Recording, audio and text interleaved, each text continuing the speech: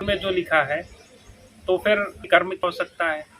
और अगर कर्म में इतनी शक्ति कि हम अपने भाग्य बदल सकते हैं, फिर हमें भाग्य की क्या आवश्यकता है।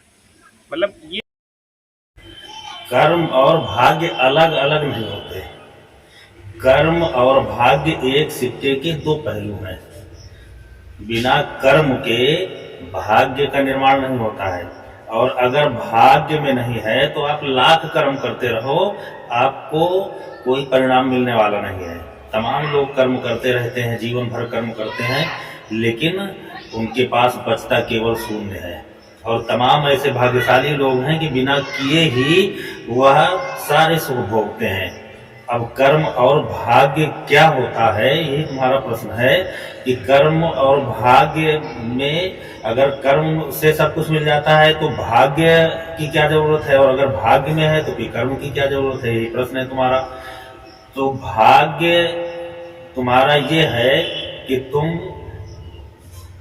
मनुष्य योनि में पैदा हुए। मनुष्य योनि के लिए देवता सुर दुर्लभ सद ग्रंथ निगावा, बड़े भाग मानुष तन पावा। तो मनुष्य होना सबसे बड़ा भाग्य तो यही हो गया कि तुम मनुष्य हुए। मनुष्य होकर के इस पवित्र भारत भूमि में पैदा हुए। भारत भूमि भोग की भूमि नहीं है, ये मोक्ष की भूमि है, योग की भूमि है। भारत भूमि में पैदा हुए। अब भारत में भी तुम दोआबा की धरती में पैदा हुए कि एक तरफ गंगा एक तरफ यमुना है, ऐसी पवित्र जगह पे पैदा हुए। भाग्य नहीं है क्या तुम्हारा? अब उसके बाद आपको अच्छा परिवार मिल गया, संपन्न परिवार मिल गया, आप शरीर से पूर्ण रूप से स्वस्थ हैं, शरीर से सुदृढ़ हैं। तमाम लोग हैं अच्छे परिवार में भी पैदा हो गए लेकिन शरीर से विकलांग हैं। किन्हीं को परिवार नहीं मिला, किन्हीं के माता पिता के लिए कष्टकारक है। तो तमाम जब देखोगे तो ये भाग्य का विषय है, और ये भाग्य आपके प्रारब्ध से चला आ रहा है।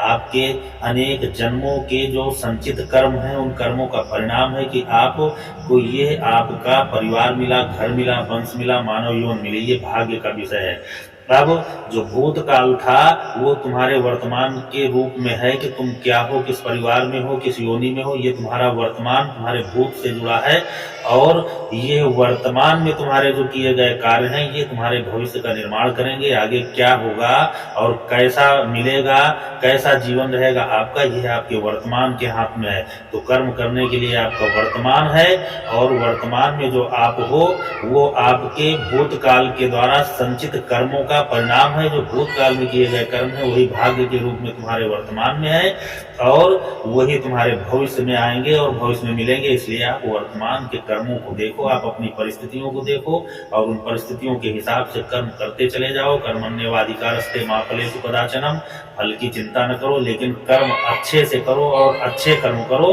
उनके परिणाम को भगवान के ऊपर छोड़ दो। भगवान भाग्य का निर्माता है, और भगवान जब कोई अच्छा व्यक्ति किसी के मेहनत का एक पैसा नहीं अपने पास रखता, तो भगवान आपके कर्मों की पूंजी आपको तुरंत वापस करेगा। आप अच्छे कर्म करोगे तो वो भाग्य के रूप में आपको भाग्योदय करेंगे, आपकी उन्नति करेंगे। आप बुरे कर्म करोगे तो आपका पतन होगा। ये तुम्हारा भाग्य भगवान के हाथ में, और भगवान एक एक पाई का हिसाब करता है। इसलिए भाग्य और कर्म दोनों को करना चाहिए। कर्महीन नर पावत नाही, सकल पदार्थ है जग माही। सब कुछ यहीं पे है, लेकिन कर्म करना पड़ेगा, और जो मिलेगा वो भगवान के द्वारा मिलेगा, वो भाग्य के द्वारा मिलेगा। भाग्य भगवान के अधीन है, कर्म तुम्हारे अधीन है।